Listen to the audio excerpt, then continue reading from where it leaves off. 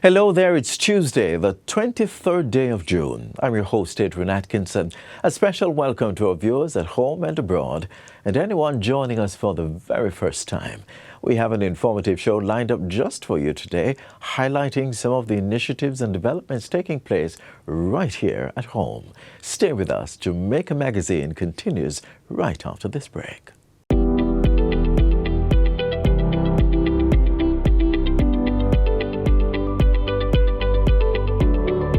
Hurricane season is here. Are you prepared to protect your livestock? Before a storm strikes, make sure your animals are accounted for and can be identified. Tag livestock or use temporary markers to help locate them if they become separated. Check your animal housing to ensure structures are secure and that no loose zinc poses a safety risk.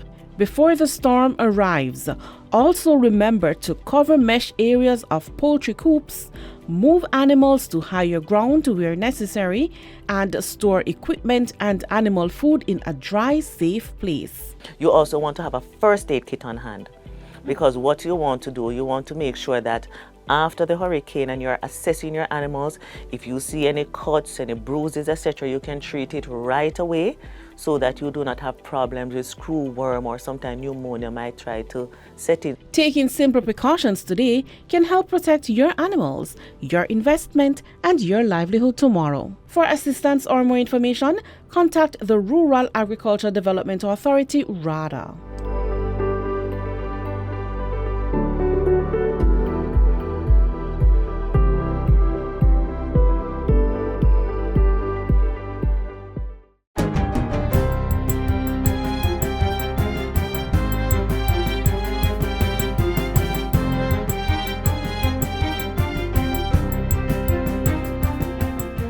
Good day, I'm Theodore Henry, and this is your JIS News for Tuesday, June 23, 2026.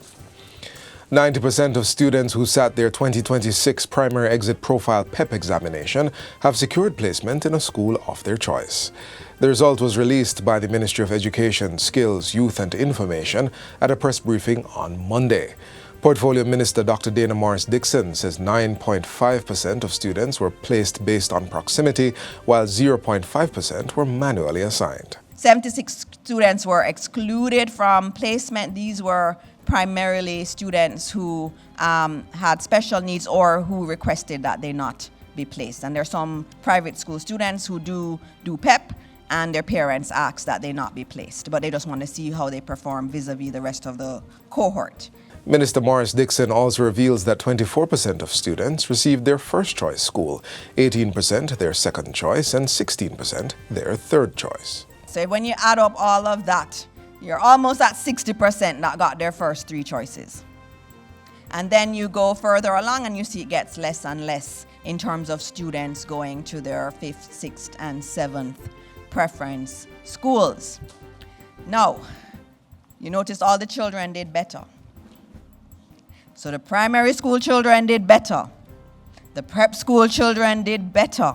With the performance across both prep and primary schools increasing, Minister Dixon says the ministry is committed to raising standards across all high schools to ensure students can succeed regardless of where they are placed. In congratulating the students, she praised their resilience in overcoming challenges posed by Hurricane Melissa, adding that the results reflect their determination and strength. Meanwhile, improvements have been recorded across all PEP subject areas, including the newly introduced literacy and numeracy assessments. Both subjects were added at the grade 6 level to address concerns about students entering secondary school without adequate reading and mathematics skills. Education Minister Dr. Dana Morris-Dixon explains that the literacy assessment measures students' ability to understand, analyze, and interpret what they read, providing a clearer picture of their readiness for high school. And so in terms of mastery of comprehension, we are at 79% of our students, which is good, and it's going to get better. Almost mastery is 17%. And non-mastery is at 4% of our students. And you can see that they improved from grade 4 when we tested them to grade 6. So they are improving. Performance in mathematics and language arts also improved. In terms of numeracy, this is another area that we've had to test. A lot of people, would colloquially say they don't know how to do maths when they're really talking about numeracy. And so we tested numeracy also, like we tested literacy. And we can see at grade 4, this cohort was at 69.9% mastery. By grade 6, they're at 75% mastery, which is good. We're getting where we need them to be. 18% are at almost mastery and 7% at non-mastery. In other news, the public health sector now has a comprehensive accountability framework in place to strengthen governance, transparency, and performance. The Ministry of Health and Wellness formalized the process on Friday through the signing of a memorandum of understanding with regional health authorities, the health professional councils, and other public health bodies. All regional health authorities are required to bring their financial statements and reports tabled in Parliament fully up to date within the next 12 months. Boards and regional directors will be held directly accountable to achieve this objective. We're saying that except for the National Health Fund, boards will be required to approve certified procurement plans, and no financial commitment will receive support outside of an approved plan. Today is more than a ceremonial exercise.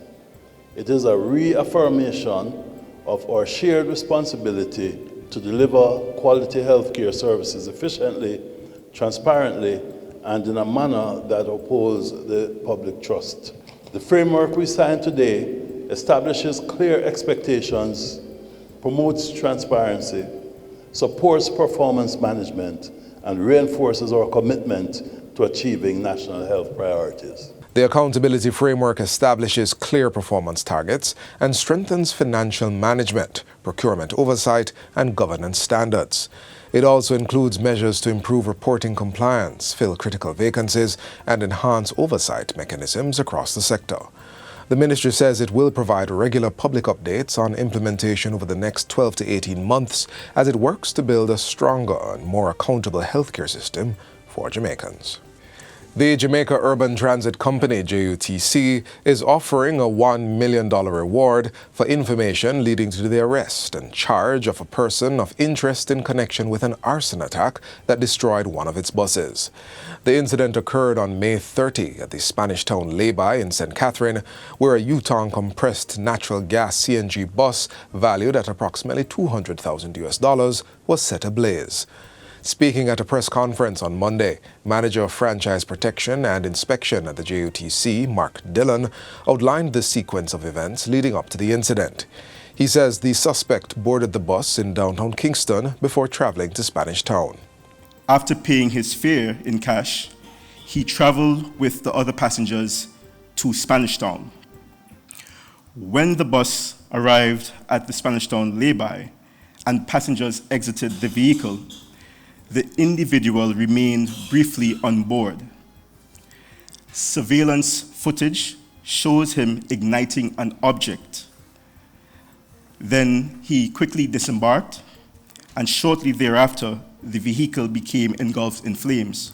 Managing Director of the JUTC, Owen Ellington, says the incident posed a serious threat to public safety. This bus was set ablaze in a crowded transportation center.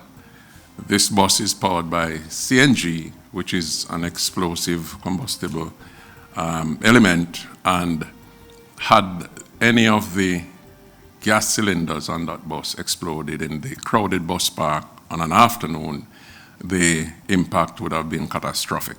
Mr. Ellington says investigators believe the suspect may also be linked to a similar incident in 2024, when a Golden Dragon CNG-powered bus was set on fire at the Halfway Tree Transport Center. Luckily, on that occasion, swift action by the driver led to the fire being discovered and extinguished before it could result in total destruction of the bus. And luckily for both incidents, the buses were empty at the time. No passengers on board when they caught fire and burnt, and therefore no injury or loss of life. The Commissioner of Police has assigned a dedicated task force to assist with the investigation. Individuals who can identify the suspect may call Crime Stop at 311 or the nearest police station. Jamaica has renewed its call for reparatory justice following its participation at a major international conference in Accra, Ghana, dubbed Next Steps. The three-day event, which was held last week, brought together leaders, policymakers, and experts from more than 80 countries. Prime Minister Dr. Andrew Holness was represented by Minister of Culture, Gender, Entertainment and Sport, Olivia Grange. In her address, Minister Grange welcomed the broad international support behind the landmark resolution. We hail the bold and visionary leadership that, together with the support of 123 countries, carried this landmark resolution into the hallowed halls of the United Nations, naming and condemning the gravest crimes against humanity, the transatlantic trafficking of enslaved Africans and racialized chattel enslavement. The conference provided a platform for renewed dialogue on historical justice for Africans and people of African descent. Discussions also focused on the return of cultural artifacts and legal pathways to advance the global reparations agenda. Minister Grange was accompanied by Jamaica's ambassador to Ghana, Lincoln Downer, and representatives from her ministry, the National Reparations Committee, and the Jamaica Cultural Development Commission. And finally, more Jamaicans, particularly self-employed individuals and workers in the informal economy, are being encouraged to take a more structured approach to retirement planning. Director of Sales Service and Channel Delivery at Scotia Jamaica Life Insurance Company, Carrie-Ann Chong, says pension coverage remains low across the country. She notes that only about 11 to 12% of private sector workers are enrolled in private pension plans, while less than 20% of the labor force contributes to any pension system. Speaking at a recent JIS think tank, Mrs. Chong emphasizes many Jamaicans continue to rely on the National Insurance Scheme, NIS, and personal savings as they approach retirement.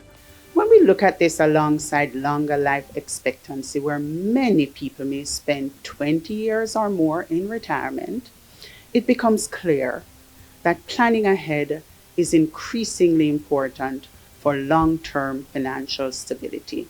Mrs. Chong points out that the NIS was designed to provide a basic level of retirement income and not to fully replace a person's earnings after retirement.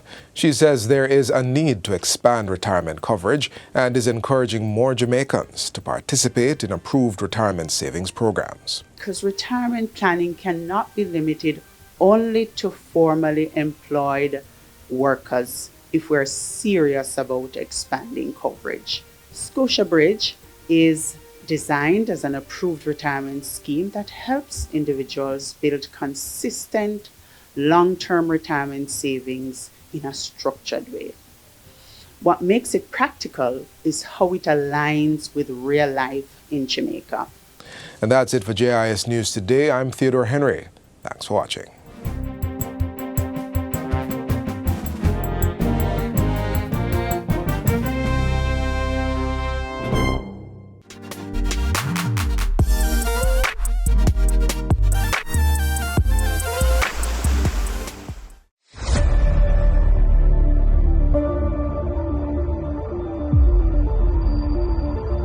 I want to speak to a different kind of lie. This lie says that when you choose not to do tobacco or nicotine, this is somehow a sacrifice for you.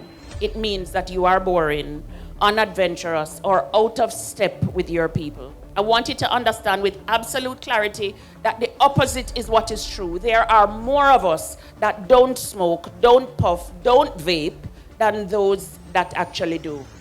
An athlete who is dominating in their fields, the sprinters, the footballers, the swimmers, all the people that teacher was telling her children about, those are not people that are maximizing their performance with nicotine in their bloodstream. Entrepreneurs building the companies of tomorrow are not doing their clearest thinking through a fog of craving and withdrawal. Artists and scientists and advocates, those leaders, those are doing their most meaningful work, are doing it with lungs that can breathe fully and brains that function fully. Being tobacco-free means waking up with more energy. It means better cardiovascular fitness, stronger lung capacity, sharper cognitive performance, and crucially, more money in your pocket. It means that your attention, your mood, and your motivation belong to you and not to a substance.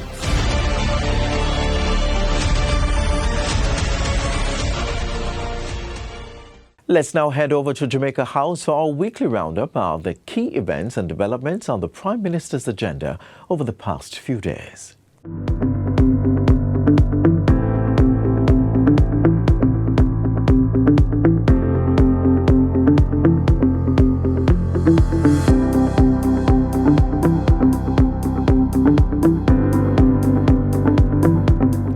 Let me welcome you all back home, back to Jamaica. I am very happy to see you, and I'm very pleased to see a super packed room. I mean, you look good. A fitting welcome from Prime Minister Dr. Andrew Holness to delegates attending the 11th Biennial Jamaica Diaspora Conference held in Montego Bay last week. The 4-day conference was held under the theme Diaspora Partnerships, Rebuilding a More Resilient Jamaica. Dr. Holness thanked the diaspora for their support after the passage of Hurricane Melissa. Call went out and you answered. All over. Wherever there were Jamaicans, wherever you planted roots, you responded. You sent funds. You organized relief, you spoke up for Jamaica, you called home, and you checked in.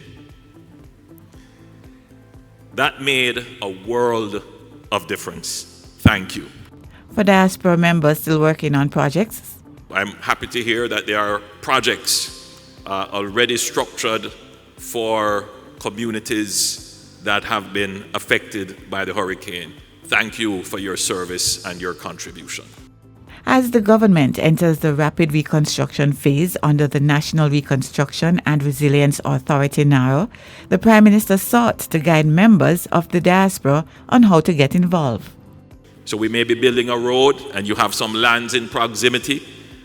Let us know if you are going to develop the land so we can know how to size the sewage, the water, the utilities, and to help you get the approvals and to start the project. So that way we crowd in investment into the government train line of investment.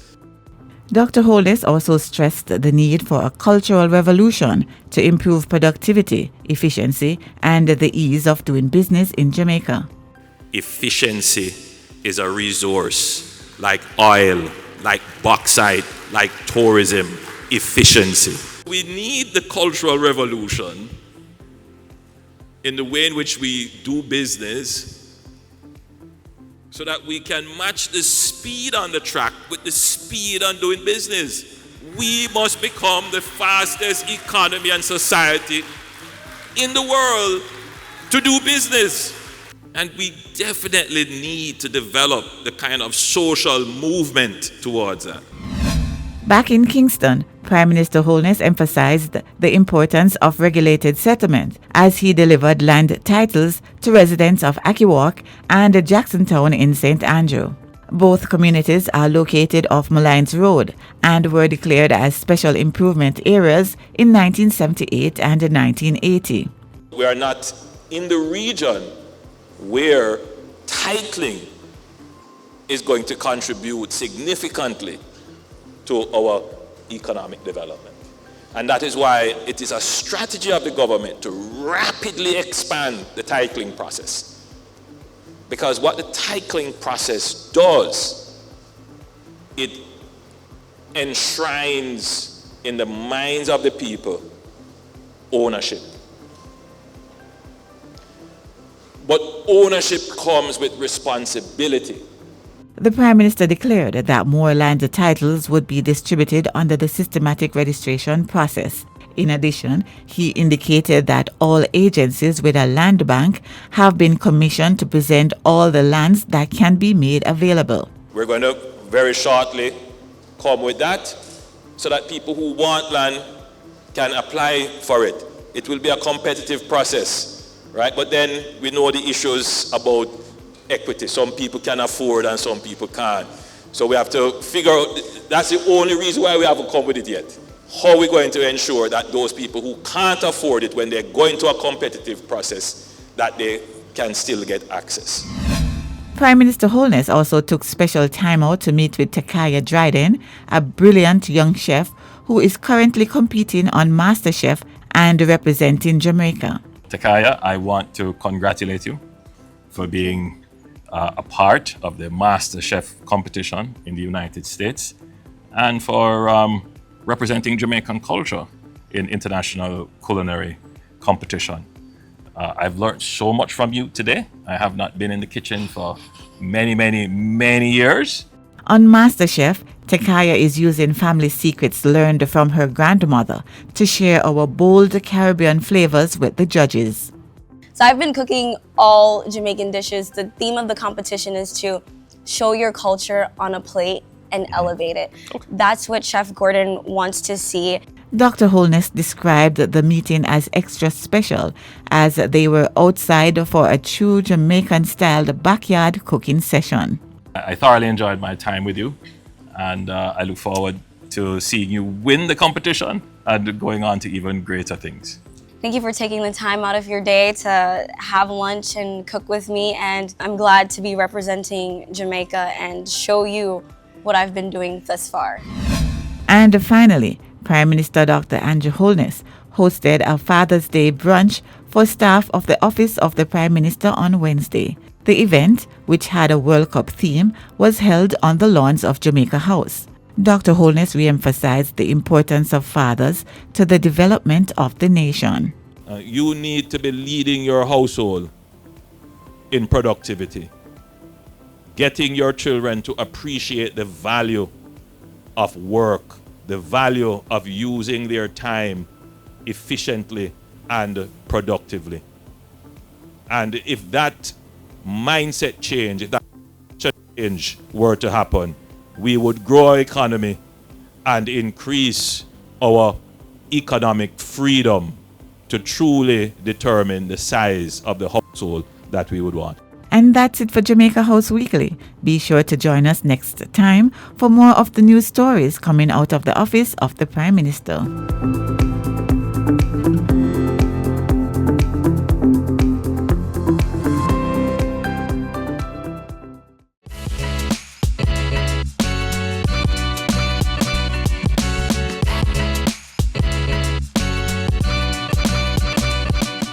It's a conversation we should never get tired of having. We're talking about bladder cancer. Here's Dr. Jeremy Thomas with a brief explanation of what it is, as well as the signs and symptoms that usually accompany it. Take a look. According to the World Health Organization's World Health Ranking, someone in Jamaica is more likely to lose their life from prostate cancer, lung cancer, breast cancer, stomach, cervical, liver, uterine, and even ovary cancer before they'll ever go from bladder cancer. Now, the rarity of this illness drafted local statistics at 0.34% of the total number of deaths in the island in 2018. That's only 62 people. But of course, that's 62 people too many, and maybe, just possibly, 62,000 people not having ever heard of this disease until now.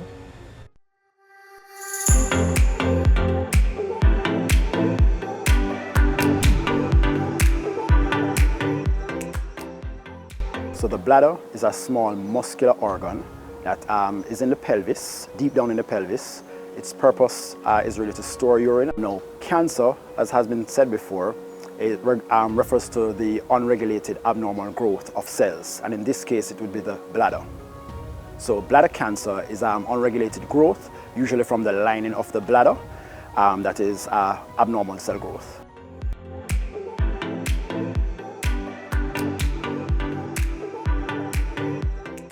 So the signs and symptoms of bladder cancer, usually the commonest sign is usually hematuria. Now what hematuria is blood in the urine.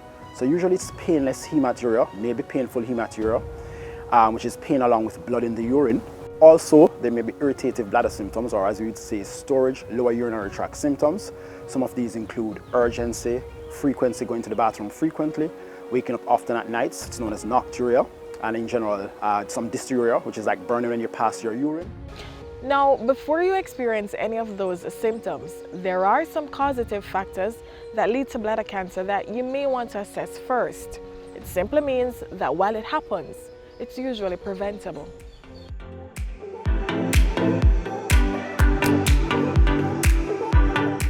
The commonest causative factor for bladder cancer is cigarette smoking. It's actually associated with about 50 to 60% of bladder cancers. There are other risk factors which are known as occupational hazards. So individuals who work in the industries and have prolonged exposure to aromatic amines, aromatic hydrocarbons. So in the textile industry, painters, those who work with tar, amongst other occupational hazards, are at risk for bladder cancer. Patients who also have, for whatever reason, they'll have chronic irritation to the bladder. So there's a parasitic infestation known as schistosomiasis that's really associated with bladder cancer also. Patients who have chronic catheters, indwelling catheters, as well as bladder stones and a few other things that cause chronic irritation to the bladder. Now, bladder cancer is very picky when it comes down to gender, with the likelihood of displaying its sprouting behavior on men more often than women. And while the data shows that you don't necessarily need to be thinking about this until you're well over your 40s, there is proof that it affects many of us who are nowhere near to collecting our pension. Wow.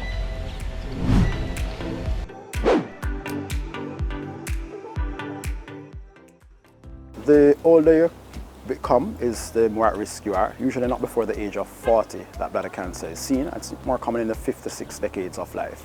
5th, 6th, 7th decades of life.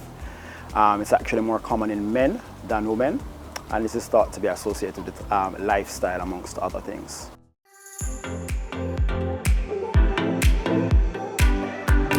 Bladder cancer is very treatable. In fact, most bladder cancers present as organ-confined disease, meaning that they're absolutely curable. The treatment options include definitely surgery.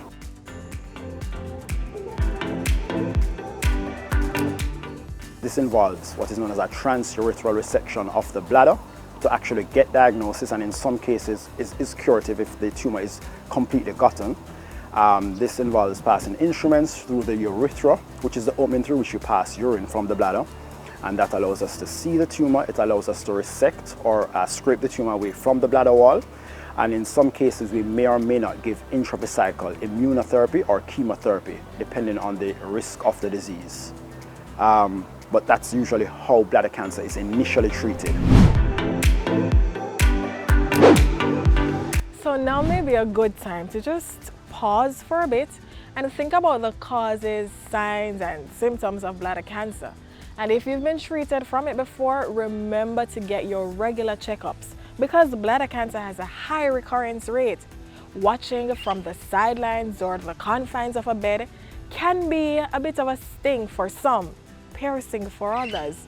So let's go stronger and healthier together by prioritizing our health.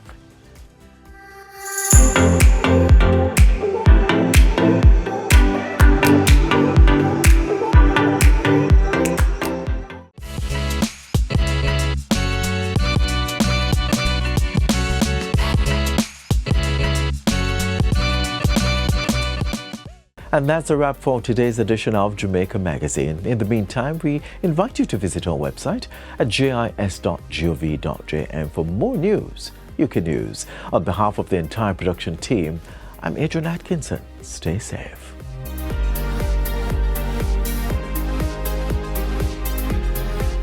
This has been a production of the Jamaica Information Service, the voice of Jamaica.